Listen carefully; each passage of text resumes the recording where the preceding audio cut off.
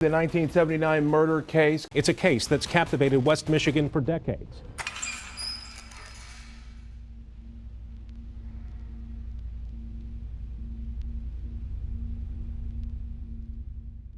The state of Michigan was in the grip of a severe winter, with temperatures dropping to as low as -6 degrees Celsius or 21.2 degrees Fahrenheit. Thick layers of snow covered the ground, reaching up to 16.9 inches in some areas. Clearing the main roads of snow was crucial for the local communities and economies. And so to tackle this task, a group of snowplows was deployed, including one assigned to clear the snow from the eye of 196 in Buren County. However, during their work on a February morning, they made a chilling discovery: the lifeless body of a woman lying naked near the highway. Born on May 29, 1956 in Muskegon County, Michigan, Janet Chandler grew up in a caring and lively household. Her parents, Glenna and James Chandler, raised her with strong Christian values, and she attended church regularly. Even before finishing high school, Janet had already developed a passion for working with children and found employment at a daycare center. During her high school years, Janet dedicated a summer to child evangelism, reaching out to her local community and forming friendship with everyone she encountered. She had a talent for playing the piano and would often sing along while practicing. Those who knew Janet described her childhood as somewhat strict. She was not allowed to attend sleepovers in homes where alcohol was consumed. So if her friends' parents drank, she was prohibited from visiting. Despite these restrictions, Janet was quite social at school. She had a few brief relationships with boys, but they never progressed beyond a casual stage. Janet made the decision to pursue a music education and enrolled at Hope Community College in Holland, Michigan. As a freshman, she stood out with her conservative attire, unprepared for the more liberal lifestyles of her fellow students, which sometimes included smoking weed. However, like many young adults raised in a strict environment, Janet began to push the boundaries.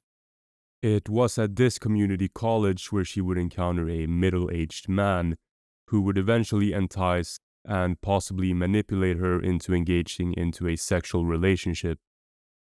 Janet found herself in a year-long relationship with the older man, who she secretly snuck into her family's home, and he provided financial support for her college education, while her parents were occupied elsewhere. Additionally, she managed to secure a night clerk position at the Blue Mill, previously known as the Broomhill Inn, conveniently located just a short drive from her college campus. Working at the Blue Mill allowed Janet to earn money alongside her studies, with the added advantage of her roommate, Lori Swank, being a manager there, making the application process a breeze. However, it was during her time as a night clerk at the Blue Mill that Janet suddenly disappeared. A snowplow driver traveling through the southern region of South Haven noticed tracks leading into the woods. Upon closer examination, he discovered the partially snow-covered body of an unclothed woman. Immediate action was taken, deploying tracking dogs to scour the nearby woods and roadside for any traces of the missing woman's clothing. Helicopters were also called in to aid in the search for clues. The tire tracks discovered at the scene did not match the description of the car belonging to Janet's former lover, who was initially considered a suspect by the state police. The parents of the music students from Hope College were called to South Haven to identify Janet Chandler's body. An autopsy confirmed that she had been strangled to death, and there were signs of recent sexual activity. The police immediately commenced questioning Janet's friends and family, hoping to uncover any enemies or unusual remarks she may have made prior to her murder. However, in the months that followed, no substantial leads emerged. The investigators extensively interviewed Janet's colleagues and guests who had stayed at the Blue Mill during the time of her kidnapping and murder.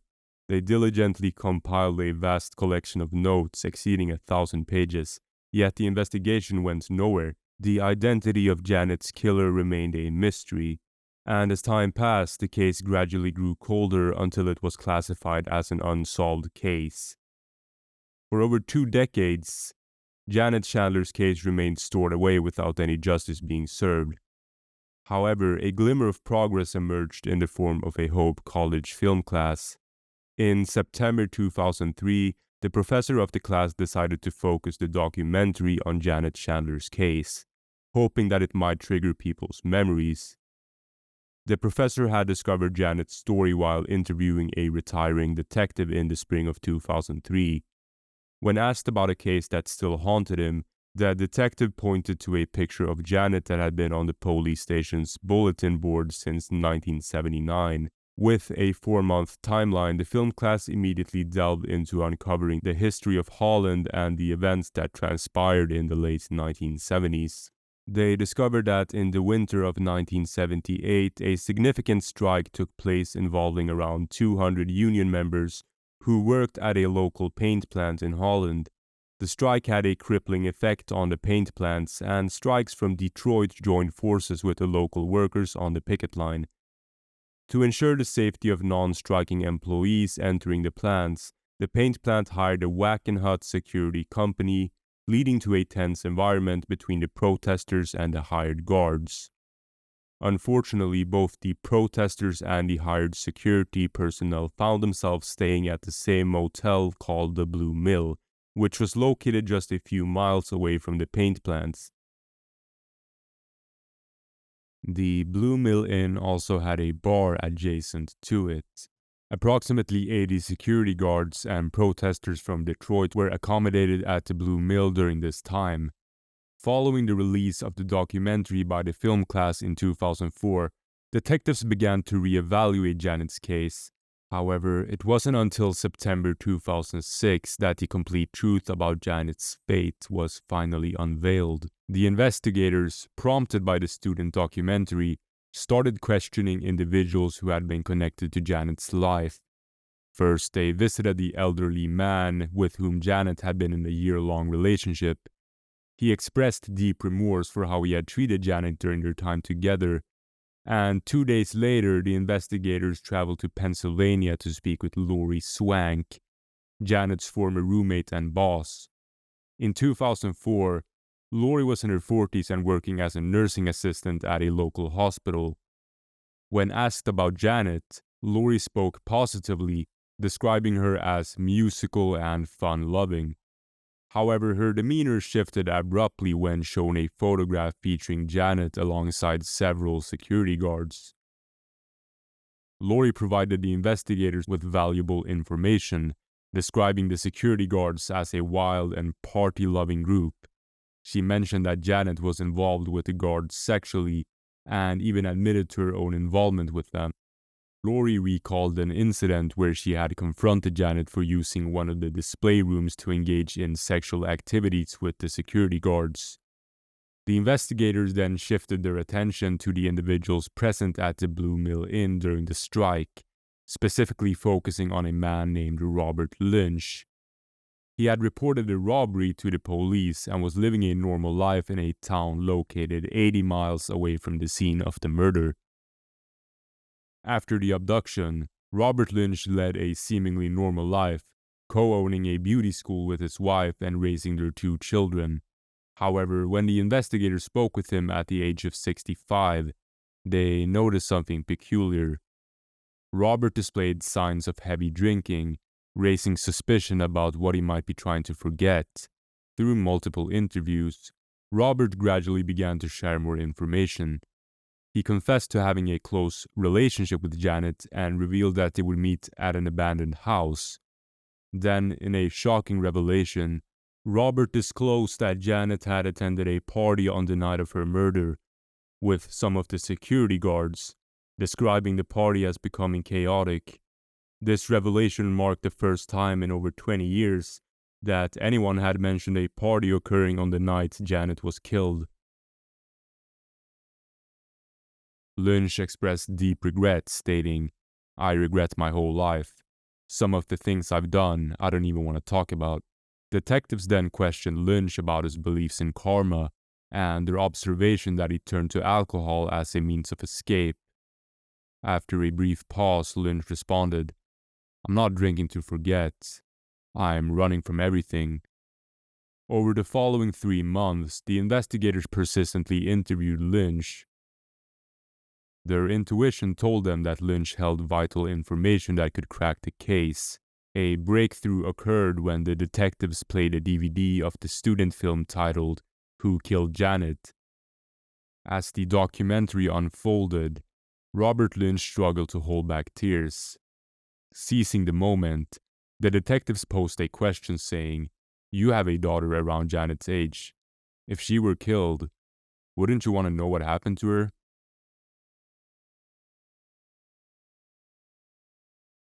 Among the key individuals involved in this case, we have previously mentioned Lori Swank, Janet's 21-year-old roommate and manager of the Blue Mill Inn, who had helped Janet secure a job. Additionally, we must consider the security personnel hired for the Payne's paint plants, particularly Arthur Pacer, a supervisor from Wackenhut Security Force. Although Pacer did not stay at the Blue Mill Inn, he resided in the guest house at the John Payne Plants Camp, which holds a certain significance in this case. It is crucial to explore the relationships that formed between the motel staff and the group of security guards staying at the Blue Mill Inn. The group of guards were known for heavy drinking and intense partying. Some of the guards engaged in intimate and sexual relationships with the motel's desk clerks and housekeeping staff, including Lori Swank. Most, if not all, of these relationships were non-exclusive, characterized by non-monogamy. James Nelson, a security guard, was frequently observed publicly groping Janet or making explicit remarks about his sexual desires towards her. The extent to which Janet rejected these advances is unclear. However, the sexual interactions and comments between the security guards and the motel staff created an atmosphere of jealousy. This jealousy led to anger, primarily from the female employees at the Blue Mill Inn, directed towards Janet Chandler. On the night of her abduction, one of the maids, fueled by rumors of Janet's secret involvement with her boyfriend, who happened to be one of the security guards, confronted Janet in a hallway in a fit of rage. Lori Swank, Janet's roommate, had been informed that Janet had been involved with the head security guard, Arthur Pacer. These news fueled Lori's anger as she had feelings for Arthur. Instead of confronting Janet directly, Lori agreed to participate in a more sinister plan. It remains uncertain whether Janet had actually been involved with Arthur or not. As the strike at the Payne's plants neared its end, a group consisting of some security guards and motel employees devised a plan to teach Janet a lesson. Their perception of Janet was varied and distorted. Some viewed her as a conservative prude who didn't appreciate their advances, while others saw her as promiscuous. There were also those who believed she looked down on them. Motivated by anger and fueled by rumors, the group of individuals, including security guards Robert Lynch and James Nelson, devised a plan to punish Janet for rejecting James' advances and for the perceived involvement with other people's partners. They made up a scheme to take her to Arthur Pacer's guest house, where they intended to subject her to physical and sexual violence as a form of revenge. Under the pretense of a surprise party, James and Robert lured Janet away from the front desk of the motel. They forcefully restrained her by pinning her arms and handcuffing her before escorting her to a waiting car. Once inside the guest house, Janet was held captive by Arthur Paver while James Nelson and Robert Lynch returned to the scene. The gathering of around 15 to 20 individuals, including 6 female motel employees and Janet's roommate Lori Swank, participated or observed the following events. During this time, Janet's eyes and mouth were covered with duct tape by one of the security guards. It was later revealed that Lori Swank had prior knowledge of Janet's impending assault and murder. "You're going to die, bitch," Arthur Paver yelled as he began to force himself onto Janet. Once he was done, he urged the other security personnel to alternate essaying Janet. One of the security guards, named Freddie Parker, forced himself onto Janet and removed his belt, wrapping it around her neck. In addition to beating and forcing themselves upon Janet, James Nelson, Freddie Parker, and Robert Lynch choked her repeatedly with the belts until she passed out. The vicious and gruesome assault on Janet came to an end. She was suffocated to death by Robert Lynch. Lori Swank, Janet's roommate, observed this while yelling insults at her. After Janet was killed, the guest house fell into a state of general panic. The majority of those present helped to clear the crime scene and get rid of any evidence. Anthony Williams and Robert Lynch then carefully wrapped Janet's lifeless body in a sheet and placed her in the trunk of a car. Robert Lynch drove approximately 40 miles south, where he left Janet's body in a snowdrift near Interstate 196 in Buren County.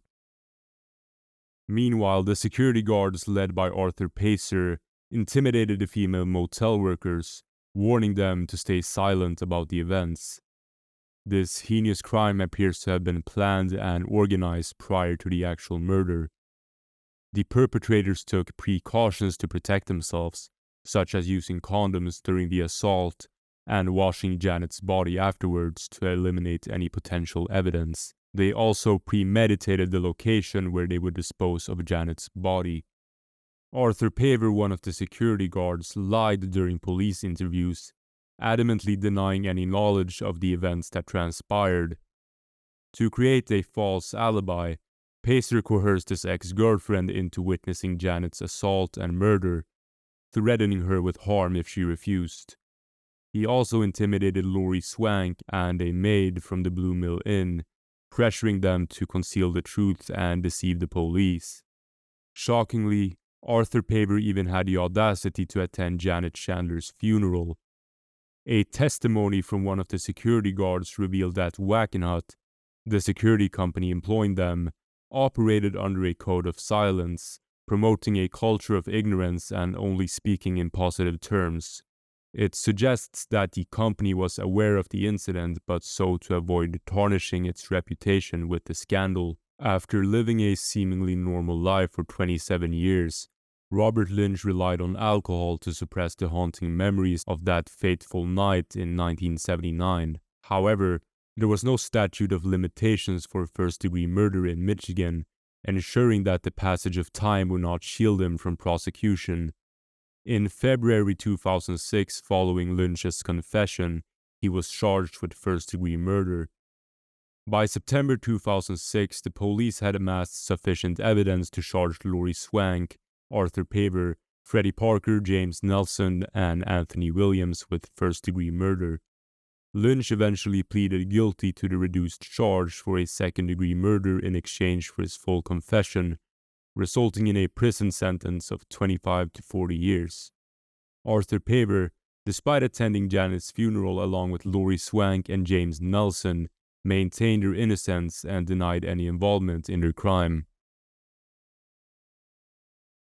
And that will wrap up this story. Nothing but tragic. This case is infamous for the way they used the term birthday party to lure Janet into her death. I'm not trying to imply that the perpetrators in this case are not evil at heart, but this case really makes you wonder what horrifying things humans can do when they're under peer pressure, grouped up together, because I have a hard time believing that only one of the people involved could have committed the crime all alone. But nevertheless, thank you for watching this episode of Horror Vault.